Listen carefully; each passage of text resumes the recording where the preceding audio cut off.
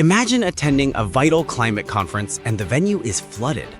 This is the reality at COP30 in Belém, Brazil.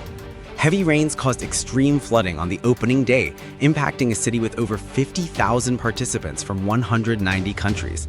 Press conferences were disrupted, with UN officials struggling to hear questions. Social media buzzed with irony, questioning the preparation for such a significant climate event. Activists clashed with security, demanding greater Indigenous participation. As tensions rise, this conference highlights urgent issues facing our environment. Stay informed and engaged about climate change actions and their implications for our planet's future.